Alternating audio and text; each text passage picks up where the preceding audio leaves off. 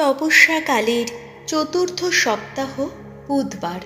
প্রথম পাঠ প্রবক্তা ঈশাইয়ার গ্রন্থ ৪৯ অধ্যায়, পদ সংখ্যা ৮ থেকে ১৫। ঈশ্বর তার পরম সেবককে নিযুক্ত করে দিয়েছেন, সে যেন তার আপনজনদের মধ্যে নতুন প্রাণীর সাড়া জাগিয়ে তোলেন।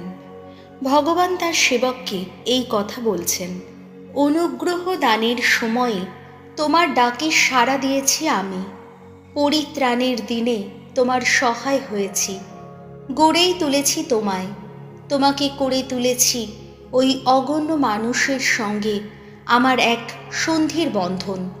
এই দেশের বুকে তুমি নতুন প্রাণের সাড়া জাগিয়ে তুলবে, আবার সকলের মধ্যে ভাগ করে দেবে জনহীন যত ভূমি। বন্দিকে তুমি বলবে, বাইরে বেরিয়ে এসো তুমি। অন্ধকারে পড়ে আছে যারা, তাদের বলবে, আলোয় এসে দাঁড়াও। পথের ধারে ধারেই চড়ে বেড়াবে তারা, গাছপালাহীন যত উচ্চ ভূমিতেই তারা পাবে চারণের স্থান। তারা ক্ষুধার্ত হবে না, তৃষ্ণার্ত হবে না কোনো দিন। উত্তপ্ত বাতাস কিংবা রৌদ্র তাদের কোনো কষ্টই দেবে না, কারণ তাদের প্রতি দয়াবান যিনি, তিনি নিজেই তাদের এগিয়ে নিয়ে যাবেন, নিজেই পথ দেখিয়ে নিয়ে যাবেন যত টগবগে ঝর্ণার কাছে। সেদিন আমার যত পর্বতকে চলার পথ করে তুলব আমি, আমার যত রাজপথ উঁচু করেই বাঁধিয়ে দেব আমি। ওই দেখো, দূর থেকে আসছে ওরা, কেউ আসছে উত্তর বা পশ্চিম দিক থেকে, কেউ আসছে সিনিম দেশ থেকে। হে আকাশ, হর্ষধ্বনি তোলো, হে পৃথিবী উল্লসিত হও। ওগো, যত পাহাড় পর্বত ফেটে পড়ো আনন্দ চিৎকারে। ভগবান তো এখন তার আপন জাতিকে সান্ত্বনা দিচ্ছেন, তার এই দুঃখ পীড়িত মানুষদের প্রতি দেখাচ্ছেন দয়া। এই সিয়নের মানুষ কিনা বলেছিল সেদিন, ভগবান পরিত্যাগ করেছেন আমায়, প্রভু ভুলেই গেছেন আমায়। কিন্তু কোনো নারী কি তার বুকের শিশুকে ভুলে যেতে পারে? গর্ভের সন্তানকে স্নেহ না করে থাকতে কি পারে? সে যদি ভুলেও যায়, আমি কিন্তু কোনো দিন ভুলব না তোমায়। প্রভুর বাণী, শাম সঙ্গীত, ধুয়ো। ওগো ভগবান, তুমি দয়াময়, করুণা নিধান তুমি। ভগবান দয়াময়, করুণা নিধান। তিনি তো সহজে ক্রুদ্ধ হন না, মহাকৃপাশীল তিনি। ভগবান সকলের ভালো করে থাকেন, তার সকল সৃষ্টির প্রতি করুণাময় তিনি। ধুয়ো। ওগো ভগবান, তুমি দয়াময়, করুণা নিধান তুমি। ভগবান বিশ্বস্তভাবে পূর্ণ করেন তার প্রতিটি অঙ্গীকার, তার প্রতিটি কাজ। সে তো স্নেহ দয়ারই কাজ। পড়ে যাচ্ছে যারা, ভগবান তাদের সবাইকে ধরেই রাখেন। নুয়ে পড়া সবাইকে তিনি আবার সোজা করে দাঁড় করিয়ে দেন। ধুয়ো। ওগো ভগবান, তুমি দয়াময়, করুণা নিধান তুমি। ভগবানের সকল নীতি ন্যায় ধর্মের নীতি, তার প্রতিটি কাজ করুণারই কাজ।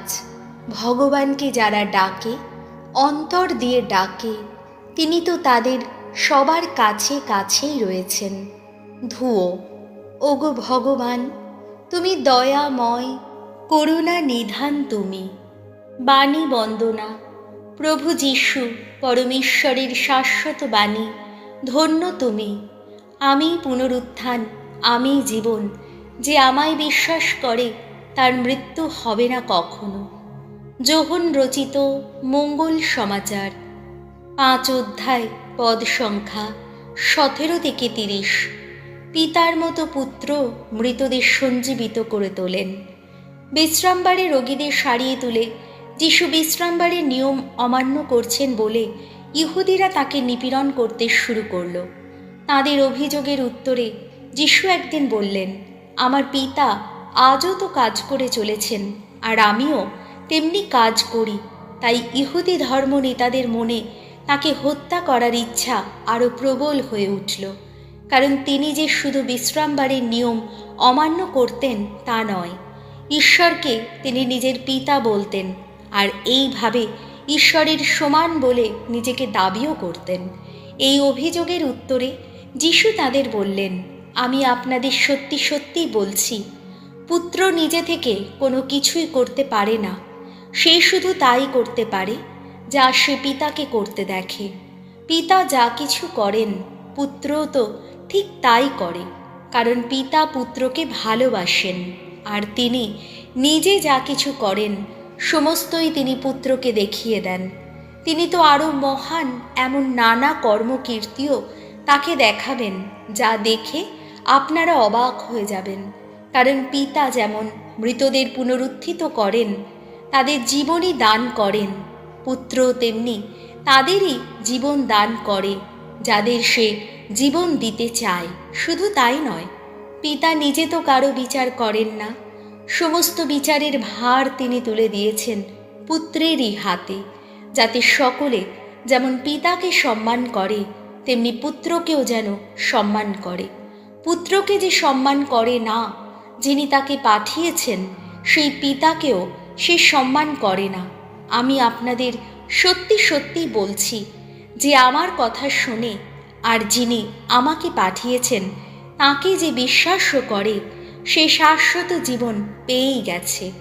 তাকে আর অপরাধের মতো বিচারে দাঁড়াতে হবে না, বরং এর মধ্যেই সে মৃত্যু থেকে জীবনে উত্তীর্ণ হয়েছে।